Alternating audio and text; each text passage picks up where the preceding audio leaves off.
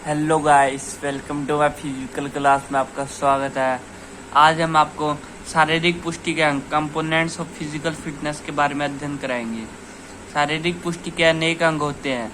उदाहरण के तौर पर ऐसे खेल जिनमें नियंत्रण गतियाँ होती है, जैसे तैराकी और दौड़ में हृदय और फेफड़ों की कार्यकुशलता और क्षमताओं में वृद्धि होती है, जबकि जिम्नास्टिक के द्वारा लचक में वृद्धि होती है। शारीरिक पुष्टि के विभिन्न अंग हैं। पहला, शक्ति, स्ट्रेंथ। शक्ति हमारे शरीर की मांसपेशियों द्वारा उत्पन्न की गई वह शक्ति है जिसके द्वारा व्यक्ति किसी काम को करने के योग्य होता है।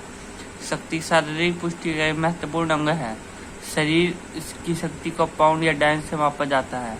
एक सामान्य व्यक्ति के जीवन में भी शक्ति का काफी महत्व होता है, लेकिन एक खिलाड़ी के लिए तो शक्ति का होना अति आवश्यक है। कुछ व्यवसाय या खेलों में कम शक्ति का प्रयोग होता है, जबकि कुछ व्यवसाय या खेलों में अधिक शक्ति की आवश्यकता होती है। इस प्रकार शक्ति को निम्न भागों में बांटा जाता है। जैसे इसको दो भागों में बांटा गया है, एक है गतिशील शक्ति, दूसरा स्थिर शक्ति। पहले हम गतिशील शक्ति के बारे में अध्ययन करेंगे। गतिशील शक्ति को आइसोटोनिक शक्ति भी कहा जाता है, क्योंकि इसका संबंध भी गतियों से होता है। उदाहरण के लिए पुलअप्स और पुशअप में गतिशील शक्ति का प्रयोग होता है। जब कोई व्यक्ति या खिलाड़ी गतिशील शक्ति का प्रयोग करता है तो गतियां स्पष्ट रूप से दिखाई देती है। गतिशील शक्ति निम्न प्रकार की होती है। गतिशील शक्ति को तीन भागों में बांटा जाता है: अधिकतम शक्ति, विस्फोटक शक्ति और शक्ति सहनशीलता। पहले हम पढ़ेंगे अधिकतम शक्ति। इस प्रकार की शक्ति का अधिकतर खेलों में प्रयोग नहीं होता। अधिकतर शक्ति का प्रयोग विशेष रूप से उन खेलों में होता है जिसमें अधिक प्रतिरोध करना होता है, जैसे weight lifting, shot put, discus throw, javelin throw आदि। सेकंड, विस्फोटक शक्ति। विस्फोटक शक्ति और गति की योग्यताओं का मिश्रण होता है। अचानक श्रम में लगी मांसपेशियों की शक्तियों को विस्फोटक शक्ति कहा जाता है। विस्फोटक शक्ति का प्रयोग sprint, start, wait lifting, shot put में किया जाता है। थर्ड है शक्ति सहनशीलता। विस्फोटक शक्ति की तरह शक्ति सहनशीलता भी दो प्रकार की योग्यताओं का मिश्रण होता है, जैसे शक्ति और सहन क्षमता।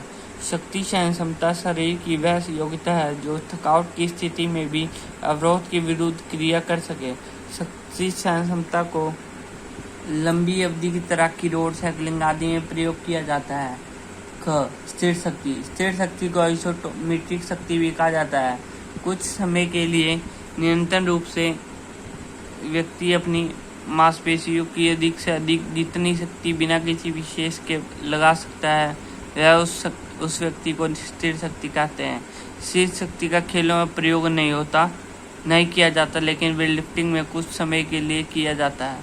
सेकंड है गति, स्पीड। गति व्यक्ति की वह योग्यता है जिसके द्वारा वह एक ही प्रकार के मूवमेंट को बार बार बहुत तेज गति से करता है। दौड़ने में इसका प्रयोग अधिक किया जाता है।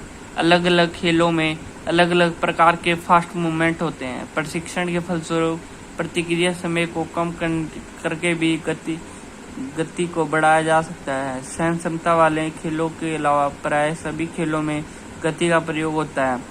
थर्ड है सहन क्षमता, एंडुरेंस। सहन क्षमता भी गति और शक्ति की तरह शारीरिक पुष्टि एक महत्वपूर्ण अंग है।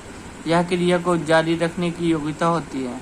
हर्रे के अनुसार सहन क्षमता थकावट को रोकने या विरोध करने की योग्यताओं। सहन क्षमता को आंतरिक बल भी कहा जाता है।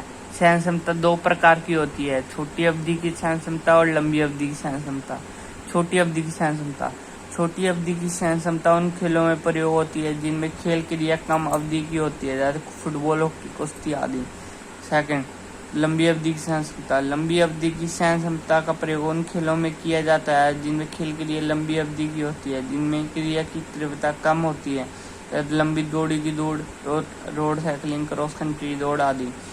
चौथा है लचक। लचक शारीरिक पुष्टि के लिए लचक का होना भी अति आवश्यक है। व्यक्ति के शरीर के जोड़ों में गति क्षमता को लचक कहते हैं। शारीरिक पुष्टि में लचक भी एक अनिवार्य है। जिस व्यक्ति के शरीर में अधिक लचक होती है वह व्यक्ति बिना किसी थकावट के आसानी से काम करता है। शरीर में लचक दो प्रकार की होती है: अक्रिय लचक और सक्रिय। अक्रिय लचक यह शरीर की वह योग्यता है जिसके द्वारा बाहरी सहायता से अधिक दूरी तक गति की जा सकती है, जैसे किसी सहयोगी द्वारा खिंचाव वाले व्यायाम करना। सेकंड है सक्रिय लचक। बिना किसी बाहरी सहायता के शरीर के जोड़ों को अधिक देर तक गति करने को सक्रिय लचक कहा जाता है, जैसे खिंचाव वाले व्यायाम बिना किसी व्यक्ति की सहायता के करना। पांचवा तालमेल या समन्वय संबंधी योग्यताएं।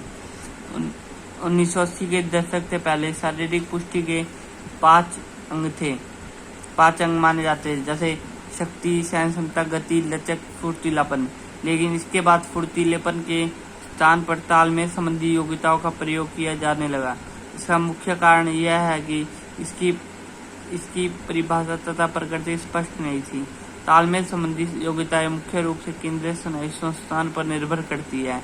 यह योग्यता निम्न प्रकार की होती है। फर्स्ट, निर्धारित योग्यता।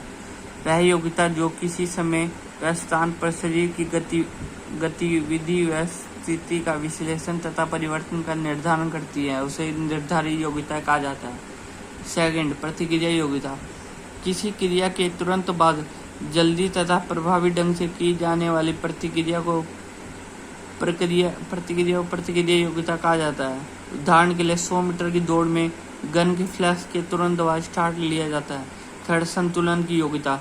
गुरुत्वाकर्षण शक्ति के विपरीत स्थिर तथा गतिशील अवस्था में शरीर का संतुलन बनाए रखने की योग्यता को संतुलन की योग्यता कहा जाता है। फोर्थ, संयोजन योग्यता। किसी गति युक्त क्रिया को सफलतापूर्वक करने के लिए शरीर के विभिन्न अंगों की गति को संयोजित करने की योग्यता को संयोजन योग्यता कहा जाता है। इसका अर्थ यह है कि किसी गामा कौशल को करने के लिए शरीर के विभिन्न अंगों की गतियों में संयोजक निरंतर आवश्यक होता है। पांचवा है अनुकूलन योग्यता। अनुकूलन योग्यता का संबंध शरीर को कम या बढ़ी हुई शारीरिक मांग के अनुसार समायोजन करने की योग्यता से होता है। इसी के परिणाम स्वरूप हम मांसपेशियों की गतियों में तालमेल करना सीखते हैं। बच्चों, जो आज हमने अध्ययन करा उसको नोट कर लेना। Thank you for watching my video.